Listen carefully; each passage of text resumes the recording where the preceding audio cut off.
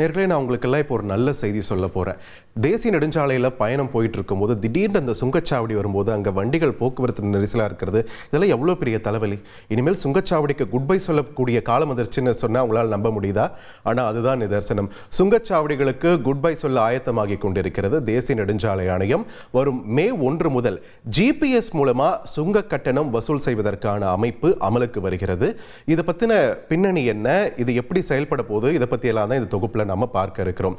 சுங்கச்சாவடி சுங்கச்சாவடி அந்த கட்டடங்கள் அதெல்லாம் அகற்றப்படுதுன்னா சுங்க கட்டணமே வசூலிக்கப்படாதுன்னு அர்த்தம் கிடையாது. சுங்க கட்டணம் உண்டு, அதற்கு மாற்று முறை இருக்கிறது. இப்போ பார்த்தீங்கன்னா ஒரு 10-12 வருஷத்துக்கு முன்னாடி வரைக்கும் நம்ம சுங்கச்சாவடியை கிராஸ் பண்ணும்போது நம்ம கார்டோ இல்லை கேஷோ கொடுத்து போயிட்டு இருந்தோம். அதுக்கப்புறம் ஃபாஸ்டேக் இம்ப்ளிமெண்ட் பண்ணப்பட்டது. கடந்த ஒரு 2-3 வருஷத்துக்கு முன்னாடி ஃபாஸ்டேக் மஸ்ட் அப்படின்னு சொன்னாங்க.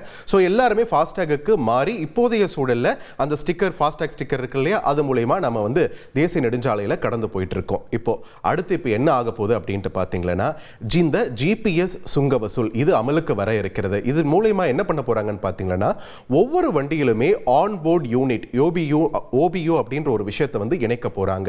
இந்த வண்டியில் அது இருக்கிறதுனால என்ன ஆகுதுன்னு பார்த்தீங்கன்னா, நெடுஞ்சாலையில் உங்க வண்டி பயணம் செய்யும் போது மேலே GNSS செயற்கைக்கோள் அமைப்பு ஒன்றையும் இங்க இஸ்ரோ மூலயமா அரசாங்கம் ஆல்ரெடி ஏற்படுத்திக்கிட்டு இருக்கு. ஏற்கனவே இந்த திட்டத்தின் கீழ் பல்வேறு செயற்கைக்கோள் விண்ணில் செலுத்தப்பட்டு ஆகிவிட்டது, அங்கே நிலைநிறுத்தப்பட்டிருக்கிறது. அந்த GNSS செயற்கைக்கோள் அமைப்பு மூலமா நெடுஞ்சாலையில் உங்க பயணம் இருக்கும்போது அதை அந்த செயற்கைக்கோள் கண்காணிக்கப்படும். இதை அந்த OBU ஆன்போர்ட் யூனிட் சாத்தியப்படுத்தும். அது மட்டும் இல்லாம இதோட உங்களுடைய வங்கி கணக்கும் இணைக்கப்படும். அப்படின்றதுனால நீங்க அந்த நெடுஞ்சாலையில் பயணிக்கும் போது எவ்வளவு தூரத்துக்கு பயணிக்கிறீங்களோ அதற்கான பணம் நேரடியாக உங்க வங்கி கணக்கிலிருந்து பிடித்தம் செய்யப்படும். ஸோ இனிமேல் இந்த சுங்கச்சாவடி அமைப்பு அப்படின்ற பிசிக்கலா அது இருக்க வேண்டிய அவசியம் கிடையாது. அது இல்லாம நேரடியாக நீங்க பயணம் மேற்கொண்டுகிட்டே இருக்கலாம். உங்களுடைய பயண தூரத்துக்கு தகுந்த மாதிரி பணம் பிடித்துக் கொள்ளப்படும் அப்படின்னு சொல்லியிருக்காங்க. ஸோ அடுத்து இந்த GPS சுங்க வசூலில் என்ன பலன்கள் இருக்கு அப்படின்ட்டு பார்த்தீங்கன்னா, சுலபமான பயணம், காத்திருக்க வேண்டிய அவசியம் கிடையாது. இந்த சுங்கச்சாவடியில் திடீர்னு டிராஃபிக் ஏற்படும், இல்லை வேற ஏதாவது தொழில்நுட்ப கோளாறுன்றதுனால காத்திருக்க வேண்டிய அவசியம் இனிமேல் கிடையாது. அதே மாதிரி குறையும் செலவீனம். எப்படி குறையுதுன்னு பார்த்தீங்கன்னா, நீங்கள் ஒரு 90 கிலோமீட்டர் பயணம் பண்ணுறீங்கன்னு வச்சுக்கோங்களேன். இப்போ முன்ன இருந்த சிஸ்டமில் பார்த்தீங்கன்னா, நீங்கள் ஆரம்பித்த இடத்துல இருந்து ஒரு டோல்கேட் தாண்டி கிராஸ் பண்ணிட்டு மறுபடியும் அடுத்த டோல்கேட் நீங்க கிராஸ் பண்ணும்போது 2 டோல்கேட்டுக்கும் நீங்க பணம் செலுத்த வேண்டியதா இருக்கும். இப்போ நீங்க ஒரு குறிப்பிட்ட தூரத்துக்கு மட்டும் தான் பயன்படுத்த போறீங்க. ஒரு பாதி தூரத்துல இருந்து தான் நீங்க ஆரம்பிக்க போறீங்க உங்களோட பயணத்தை. அப்படின்னும் போது ஃபார் எக்ஸாம்பிள் நீங்க ஹோசூர்ல இருந்து நீங்க கிருஷ்ணகிரிக்கு வரீங்க அப்படின்னா, கிருஷ்ணகிரியில இருந்து வாணியம்பாடியில தான் அடுத்த டோல்கேட். கிருஷ்ணகிரிக்கும் வாணியம்பாடிக்கும் இடையில இருந்து நீங்க பயணத்தை ஆரம்பிக்கிறீங்கன்னு வச்சுக்கோங்களேன். அந்த கிருஷ்ணகிரி வாணியம்பாடிக்கு இந்த மொத்தமா நீங்க கொடுத்துட்டு இருந்த தொகை இனிமேல் கொடுக்க வேண்டிய அவசியப்படாது. அதுல பாதி தொகை தான் உங்க வங்கியிலிருந்து பிடித்தம் செய்யப்படும். அந்த மாதிரியான ஒரு வசதி ஏற்படுத்தப்பட்டிருக்கு. அது மட்டும் இல்லாம இது எல்லாமே இப்போ ஒரு யூனிட்டுக்குள்ளார, ஒரு அமைப்புக்குள்ளார கொண்டு வரதுனால சீரான தகவல்களை திரட்டி அதை ப்ராப்பராக அதை பயன்படுத்த முடியும் அப்படின்ற ஒரு விஷயமும் இருக்குது. அதாவது நெடுஞ்சாலையில் எத்தனை வாகனங்கள் போயிட்டு இருக்கு, ஏதாவது விபத்து ஏதாவது ஏற்படுதுன்னா எந்த இடத்துல அதிகமான விபத்து ஏற்படுது, இந்த மாதிரியான தகவல்கள் சீராக திரட்டுவதற்கான ஒரு வழியை எளிமையாக்குது. அதோட இன்னும் முக்கியமாக இந்த போக்குவரத்து நெரிசல் தவிர்ப்பு அப்படின்றது தான் இங்கே முக்கியமாக நம்ம பார்க்க வேண்டியது. போக்குவரத்து நெரிசல் ஏற்படும் போது என்ன ஆகுது, மெல்ல மெல்ல வாகனங்கள் ஊர்ந்து செல்ல செல்ல அதிகமாக எமிஷன் இருக்குது. இது சுற்றுச்சூழலுக்கும் சீர்கேடு ஏற்படுத்தக்கூடிய ஒன்று. ஸோ இந்த அமைப்பு அமலுக்கு வரும்போது சுற்றுச்சூழலுக்கும் இது உகந்த ஒரு அமைப்பாக பார்க்கப்படுது. ஆனால் சவால்களும் இதில் இருக்கத்தான் போகுது. ஸோ அடுத்து இதில் என்னென்ன சவால்கள் இருக்குன்னு நம்ம பார்த்தோம்னா, ஆரம்ப கால செலவுகள் அதிகம். இப்போ நம்ம வாங்கியிருக்கக்கூடிய வண்டிகள் அந்த OBU ஆன்போர்ட் யூனிட் கிடையாது. அதை நம்ம வாங்கி அதை பொருத்த வேண்டிய ஒரு செலவு நமக்கு வர இருக்குது. அது மட்டும் இல்லாமல் அதை உங்களோட வங்கி கணக்கோடு இணைக்க வேண்டியது இருக்குது. அது GNSSல கரெக்டாக அது கண்காணிக்கப்படுதா, இதெல்லாம் உறுதி செய்ய வேண்டியது இருக்குது. ஸோ இந்த ஆரம்ப கால செலவுகள் இதில் ஒரு சாதகமான ஒரு சூழல் இல்லாத பார்க்க முடிகிறது. கொஞ்சம் அதிகமான ஒரு சிரமத்தை கொடுக்கக்கூடிய ஒன்றாவும் பார்க்க முடிகிறது. தனியுரிமை சிக்கல், உங்க வண்டி எங்க போகுது, எந்த பக்கம் திரும்புது, இது எல்லாமே கண்காணிக்கப்படுது.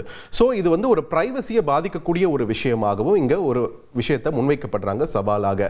அதே நேரத்தில் தகவல் பாதுகாப்பு அப்படின்ற ஒரு விஷயமும் இருக்கு. உங்களோட எல்லா டேட்டாவும் இதை கலெக்ட் பண்ணுது அப்படின்னும் போது அந்த தகவலை பாதுகாப்பாக தான் வச்சுட்டு இருக்கோமா அப்படின்றதையும் இங்க கேள்விக்குறியாகுது. அடிக்கடி தகவல் திருட்டு சம்பந்தமான விஷயங்களை நம்ம பார்த்துட்டு இருக்கோம்.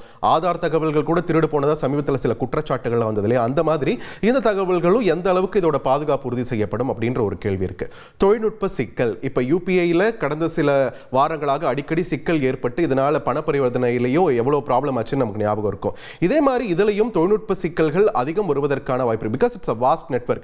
நிறைய வண்டிகள் இந்தியா மாதிரியான ஒரு பரந்த தேசத்தில் இருக்கும்போது தொழில்நுட்ப சிக்கல் வந்தால் அதை எப்படி கையாள்வது அப்படின்ற ஒரு சந்தேகமும் இருக்கு. அதே மாதிரி பயனர் உபயோக சிக்கல், எல்லாருக்குமே இந்த டெக்னாலஜி வந்து ஈஸியா அடாப்ட் பண்ணிக்க முடியாது. சிலர் ரொம்ப பின்தங்கிய பகுதிகளில் இருக்கிறவங்க அவங்க வண்டி வச்சிருப்பாங்க, ஆனா இந்த டெக்னாலஜி அவங்க எந்த அளவுக்கு ஈஸியா அதை அடாப்ட் பண்ணிப்பாங்க அப்படின்ற ஒரு கேள்வியும் இங்க எழுது. அதுவும் ஒரு சவாலாக மாறி இருக்கிறது. அது எல்லாத்தையும் தாண்டி மெல்ல மெல்ல இந்த ஜிபிஎஸ் அடிப்படையிலான சுங்க கட்டண வசூலுக்கு நாம தயாராக வேண்டியது அவசியம் என்று சொல்லியிருக்கிறார் அமைச்சர் நிதின் கட்கரி. ஸோ முதற்கட்டமா ஏற்கனவே பார்த்தீங்கன்னா பெங்களூரு மைசூரு நெடுஞ்சாலையிலையும் வடக்குல பானிபட் ஹிசார் இந்த நெடுஞ்சாலையிலையும் இந்த சிஸ்டமானது ஒரு ட்ரையல் வடிவில் போயிட்டு தான் இருக்குது. இதன் பிறகு வரும் மே 1ஆம் தேதியிலிருந்து மெல்ல மெல்ல இந்த நெடுஞ்சாலை பகுதிகளில் இருந்து ஆரம்பித்து நாடு முழுக்கவே விரிவுபடுத்தப்பட இருக்கிறது. எடுத்த உடனே எல்லா நெடுஞ்சாலைகளுக்கும் இது அமல்படுத்தப்பட போவதில்லை. இது மெதுவாக தான் அமல்படுத்த போறாங்க. அதன் பிறகு பரந்த விரிந்த இந்த நெடுஞ்சாலை கட்டமைப்பு இருக்கு நம்ம நாட்டில், அது எல்லாத்துக்குமே ஸ்லோவா இது இம்ப்ளிமெண்ட் பண்ண போறாங்க. அதுக்கு நாம எல்லாருமே அடாப்ட் ஆயிக்கணும் அப்படின்றது தான் தற்போது இங்க தேசிய நெடுஞ்சாலை துறையில் தரப்புல இருந்து வைக்கக்கூடிய ஒரு விஷயமா இருக்குது.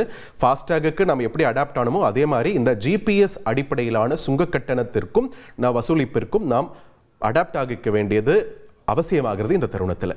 உங்கள் தந்திவன் தொலைக்காட்சியில் தெனாலிராமன் தினமும் மாலை 6 மணிக்கு காண தவறாதீர்கள்.